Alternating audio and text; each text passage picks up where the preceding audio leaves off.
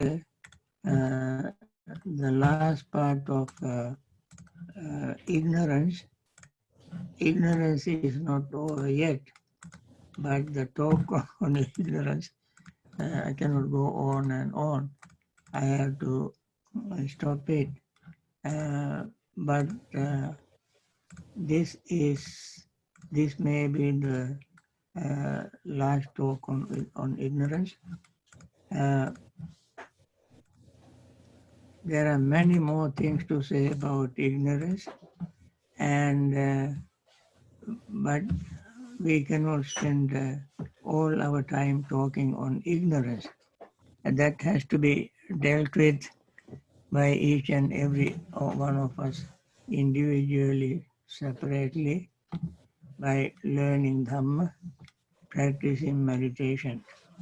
However, to continue my talk on the ignorance of the five aggregates, yesterday I mentioned the five aggregates and the five aggregates of clinging or subject to clinging. Five aggregates, we all have five aggregates. Even after attainment of enlightenment, enlightened individuals have body, feelings, perceptions, thoughts, and consciousness. And therefore they have five aggregates. But they don't have five aggregates of clinging or subject to clinging, because they are enlightened, they have completely destroyed their ignorance and clinging to aggregates. And they are totally pure and clean, and their mind is free from all defilements without any scruple, any doubt in their mind. Everything is completely destroyed, and they have 100% pure, clean state of mind. So they don't cling to their bodies or any other bodies.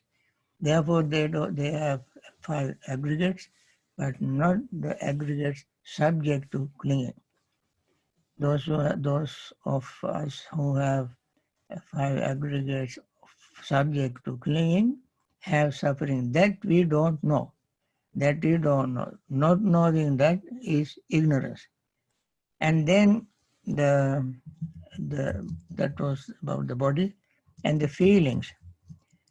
Feeling is another aggregate. We are not quite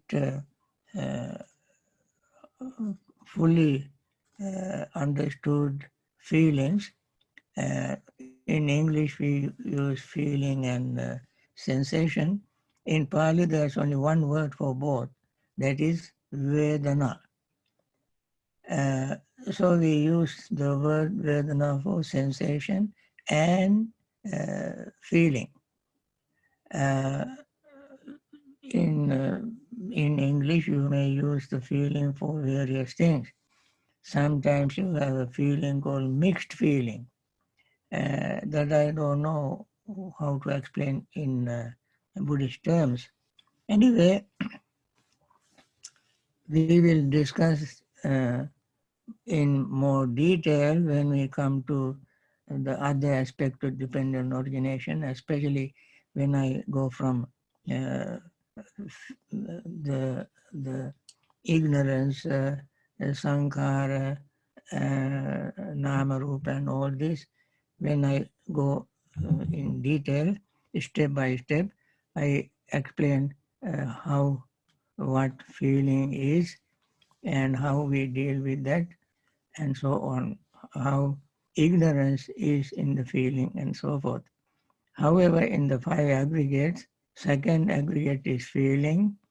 Normally our awareness of feeling is very superficial. We don't have a deep understanding of feeling. And the Four Noble Truths, the number one is suffering, which is based on feelings. And therefore, suffering is a feeling. So we don't know very much about it, and that we therefore we continue to have suffering. Then the third aggregate, feeling is called aggregate because feeling is not one thing. Aggregate means collection of many things. Feeling also has several segments, collections put together in one word as feeling, and therefore it is called feeling aggregate. Then third is perception, sanya. When we feel, we perceive. What we perceive may be something internal, external. We may perceive individuals. We can differentiate one from another because of our perception and consciousness. So perception can be used mindfully or we use unmindfully. When we use unmindfully, perception becomes distorted perception. When we use it mindfully, it will be a clear perception that leads up to attaining liberation. So perception differs from person to person.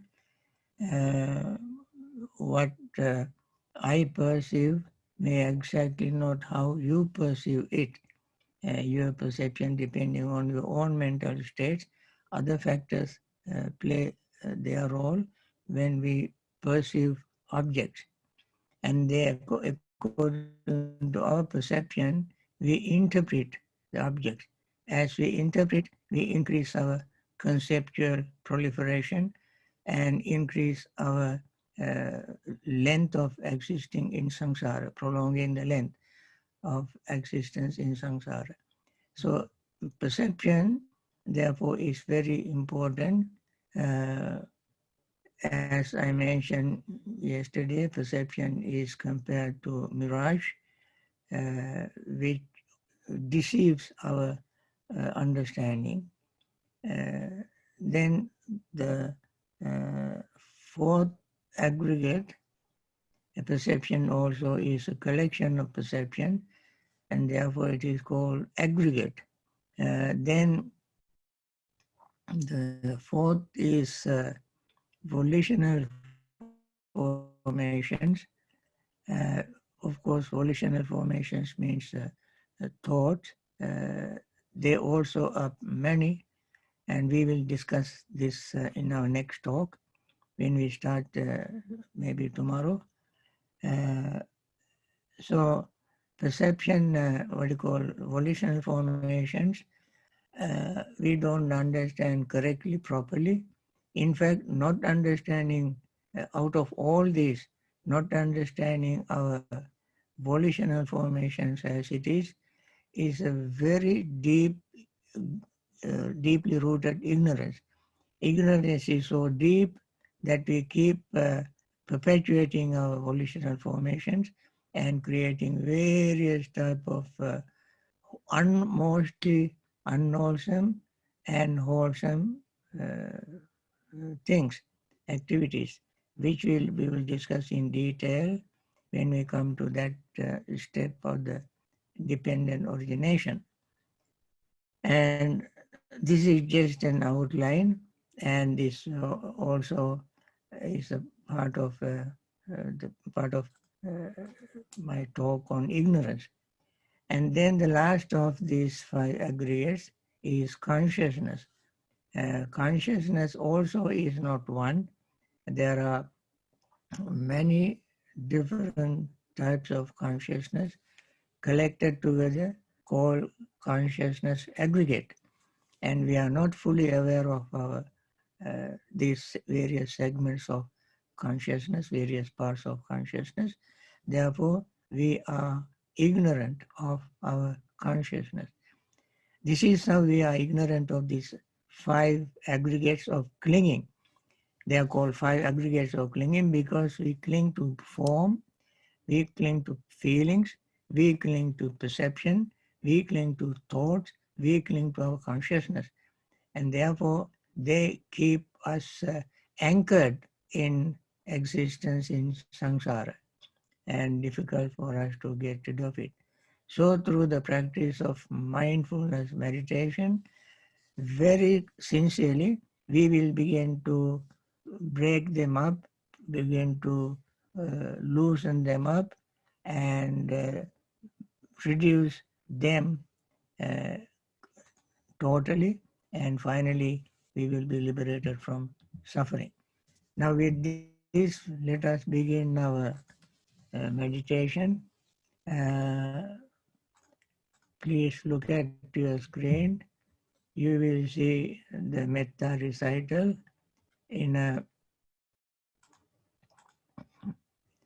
on the screen, and we all recite together with the intention of sharing our very sincere, very pure, honest, loving friendliness with all those who are suffering, especially these days.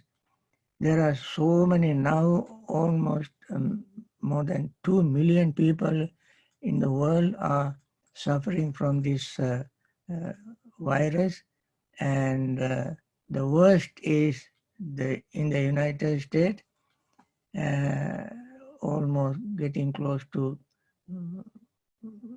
54,000 people, and this is not a joke. This is a very, very, very serious business, especially leaders must take this very seriously, honestly, and forgetting all their political differences and their status, their pride, their all kind of petty jealousies. They must forget all of them and try to live as one nation, one world, so that we have to have people for for us to do anything, politics or economics or whatever.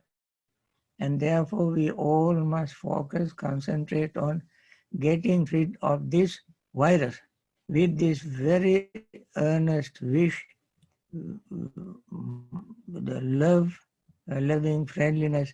Let us recite this very beautiful, wonderful recital that Buddha so compassionately for all living beings formulated this and taught us to memorize and practice for the well-being of all living beings. Let us begin. May all beings be happy and secure. May all beings have happy minds. Whatever living beings there may be, without exception, weak or strong, long, large, medium, short, subtle or gross, visible or invisible, living near or far, born or coming to birth, may all beings have happy minds. Let no one deceive another, nor despise anyone anywhere, neither from anger nor ill will should anyone wish harm to another. As a mother would risk her own life to protect her only child, even so towards all living beings, one should cultivate a boundless heart. One should cultivate for all the world a heart of boundless loving friendliness, above, below, and all around, unobstructed, without hate or resentment, whether standing, walking, sitting, lying down, or whenever awake. One should develop this mindfulness. This is called divinely dwelling here, not falling into erroneous views, but virtuous and endowed with vision, removing desires for sensual pleasures. One comes never again to birth in the womb. With this very sincere, pure thought of loving friendliness, let us begin our part, the next part of our meditation. Buddha said, practice this mindfulness. Metta is a very important part of our mindfulness because there are so many suffering beings. With this very sincere, pure background. Breathe in and breathe out, paying total attention to your inhaling and exhaling, noticing the rising and falling of the abdomen, rising and falling of the chest, and also breath coming in and going out, touching our nostrils, whichever place you feel comfortable with, you pay attention to it, and you can notice every inhaling ends with a little pause and then exhaling begins. Notice this inhaling pause, exhaling pause. You don't have to deliberately stop to notice the pause. Let the breath flow in and out, creating its own pause, having its own pause. And then you notice the sensation of feeling of the breath, perception of the breath, attention that we pay to breath, and our consciousness, they all flow together with with inhaling and exhaling. They flow with the breath. And then as breath changes, they too change. While inhaling they change, while exhaling they change. All this never stop. Incessantly they keep changing, changing, changing. And then we learn this reality, this truth as it is. This is called, the Buddha said, seeing things as they really are. This is what really is happening to us. And then when we see this, our body becomes calm, relaxed and peaceful. The breath becomes calm, relaxed and peaceful. The mind becomes calm, relaxed and peaceful. With this peaceful state of mind, our hindrances such as greed, resentment, sleepiness and drowsiness, restlessness and worry, and doubt slowly fade away when the peace prevails all over our personality. There is no room for greed, resentment, restlessness, worry, sleepiness and drowsiness, and consciousness to arise.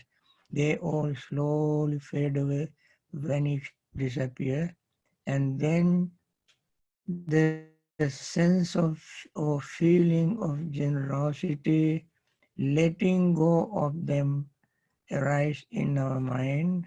Then loving friendliness takes root because all these impediments get out of our way, leaving enough room for loving friendliness to arise and take root in our mind. Compassion arises, joy arises, happiness arises, then concentration arises. These are natural developments of our mind. As we breathe in and out, all this naturally begin, all this naturally grow, and noticing this, we stay with our practice.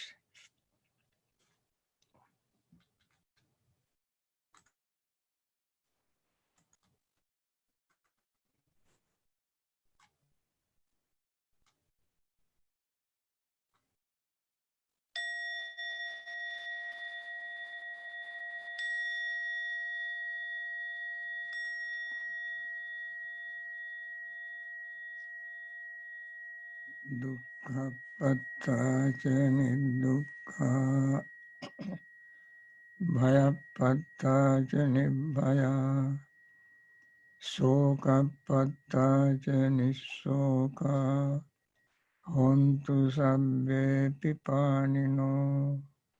May the suffering be free from suffering. May the fear-struck be free from fear. May the grieving be free from grief. So too may all beings be. From the highest realm of existence to the lowest, may all beings with form and without form, with perception and without perception, be released from suffering, attain to liberation. Friends, once again, this must be our very earnest wish with which we have to live these days, using all our resources, our energy, our wealth, our skill, and knowledge of science. We must, all those who have these powers, some have energy, some have wealth, some have knowledge of science, some have very great skills. We pull all of them together, and use all of them to eradicate this virus from Earth. I see every continent in the world is affected by this, and every day people die, every day new persons affected by, inflicted by this disease suffer,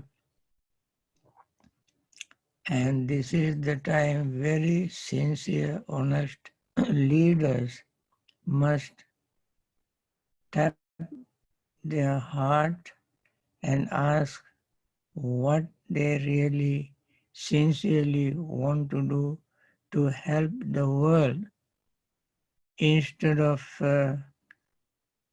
taking this very lightly. We all must take this very seriously, and this is very powerful disease or virus, as we all know. Therefore, we all must work together in friendliness, wish together as one living human body, with the intention of relieving all these suffering people from their suffering, and wishing them to return to their normal, regular, healthy life and work, and live long in very good health. With these concluding remarks, I want to continue my little talk on dependent origination. Friends, the last aspect of the dependent of ignorance I want to talk about is suffering. Friends, since we do not know suffering exactly as it is, we don't do anything to get rid of suffering. We may play around, we may do various other things, but suffering continues to exist. This is not only one individual suffering, suffering is universal, it is inevitable, it comes along with birth. As long as we exist in samsara, suffering exists with us, and we don't want it to continue, and therefore we all want to get rid of this suffering. Talking about suffering, this is the time we have to be more uh, energetic and wiser to relieve suffering. In addition to our suffering from the clinging to five aggregates and not getting what one wants and to get what one wants and all these things, this time of our human history, I think, we have a very common problem that causes more suffering, that is this sickness, this virus. So this is the time we should not remain ignorant of it. The longer we ignore it, the stronger will be our ignorance, and the consequence would be very, very dangerous, not only for one country, one nation, but whole world will suffer more seriously if we do not understand this and get rid of our own ignorance. So ignorance of suffering increases suffering. Understanding of suffering decreases suffering. We must uh, tap our heart and ask whether we want to increase suffering or decrease suffering. If the world suffers, we cannot be happy. Therefore, we all must come together, think together, and get rid of our suffering. Suffering is the first noble truth. Someone may ask, what is noble in suffering? Buddha call it is these four: suffering, cause of suffering, end of suffering, path leading to the end of suffering, is noble. And not knowing this noble truth, fourth truth, is called ignorance. Now somebody can ask, what is noble in suffering? What is the noble in cause of suffering, which is greed and ignorance? What is noble in it?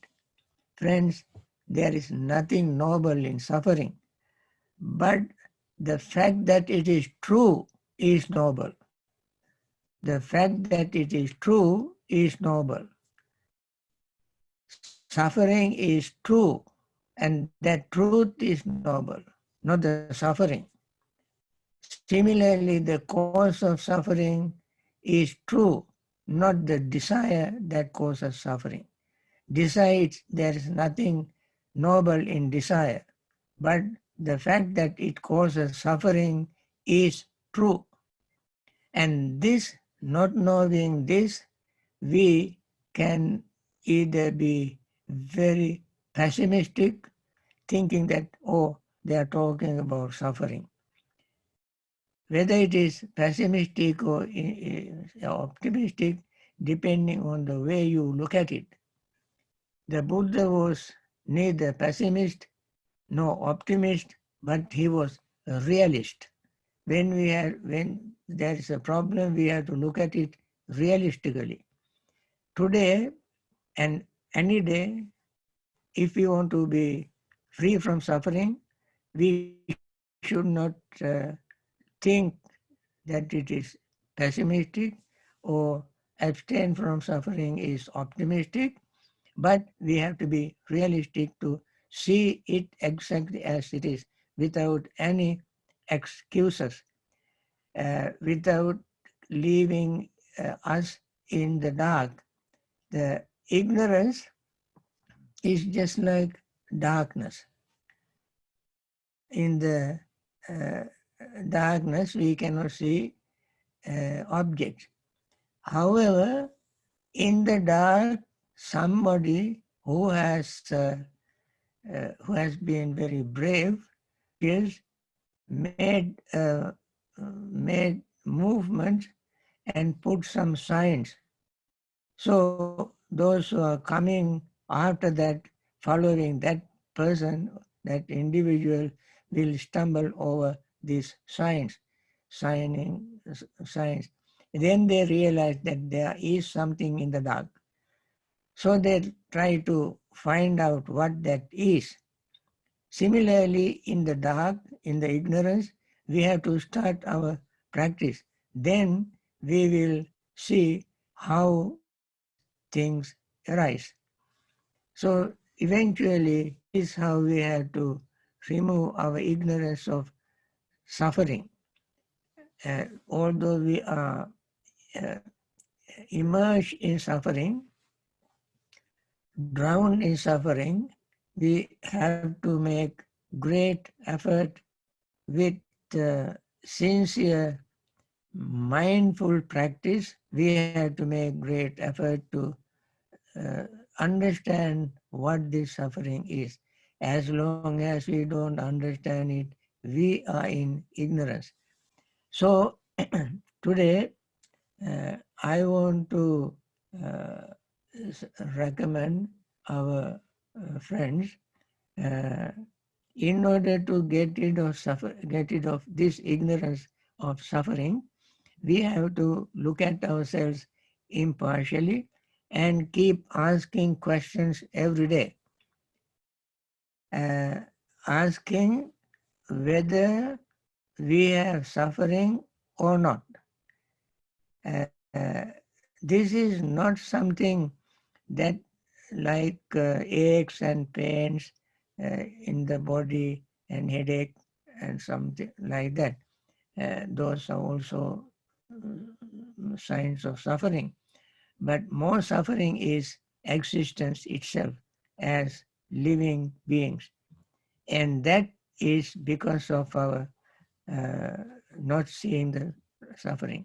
And also at the same time, we must understand this suffering is not something permanent. Like everything else, suffering also is impermanent. It arises and it passes away. So whenever we are, for instance, experiencing fear, tension, anxiety, worry, depression, and so forth, we look at them and see them arising and slowly fading away and disappearing. Everything that arises, as we mentioned in the beginning of this dependent origination, whatever arises passes away. That is how Venerable Konanya attained the stream entry. Whatever arises, it definitely passes away. And the dependent origination formula says, when this is, this is. When craving is, suffering is. When ignorance is, suffering is. When ignorance fades away, suffering fades away. When craving fades away, suffering fades away. When ignorance totally stops, suffering totally stops. When craving stops, suffering stops.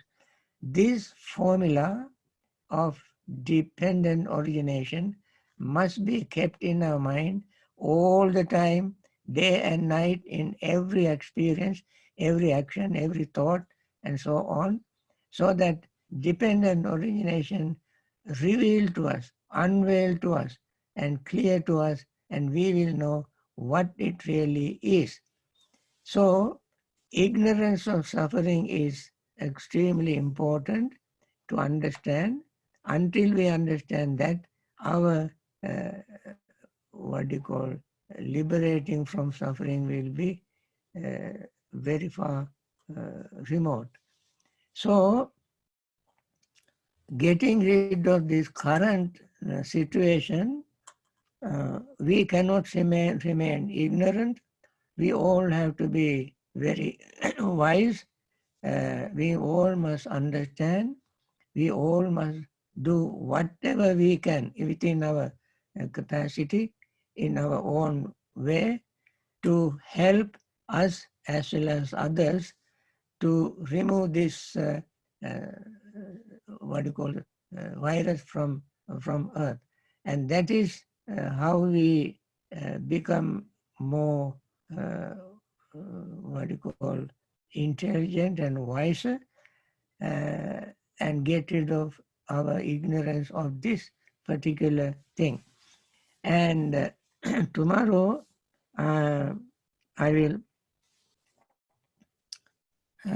start talking on the next uh, part, that ignorance, uh, depending on ignorance, volitional formations arises. uh, Volitional formations is dynamic part. Ignorance is not dynamic, it is passive.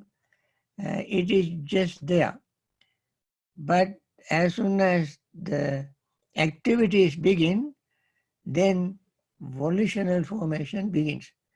Volitional formations, uh, I'm going to explain it in more detail tomorrow morning. And they are called sankhara. The word sankhara is untranslatable into a language because it is a very heavily loaded term. It has many meanings. It it pervades everything, or everything is sankhara. And therefore, to use one word to encompass everything in any language would be very difficult. All we have to do is to break the word into various segments, various classes, and explain and give examples in order to understand what sankharas are. There are two words, sankhara and sankhata. Sankhara is the cause, sankhata is the result. When then some become sankhara, and then its product is called sankhata. So what we try to explain is the difference between these two, and what sankhara means, how sankhara works, how sankhara becomes sankhata, and then we will go on explaining these things tomorrow onward in detail. For this morning, I think we can conclude this now, wishing once again that with this very wonderful, sincere intention, we practice meditation, practice metta, loving friendliness, and share our metta with all living beings, and wishing all of them to be free from this virus. And we know that so many people are suffering, not only those who are affected, but their friends, relatives, and all other associates are suffering. There are many, many parts of their life, people, even animals suffer from this. For instance, you have your pets. You cannot take them out on a leash or without leash for a walk because it is very difficult. You have to wear a mask and so on.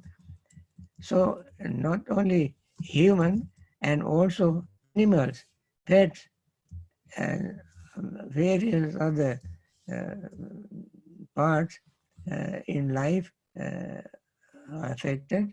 So we want to have this wonderful, noble, metta practice in our daily life, and wish all of them to be free from those states and return to normal life and live long in very good health. With this, I want to conclude and thank you very much for joining, and I hope you will see you again tomorrow.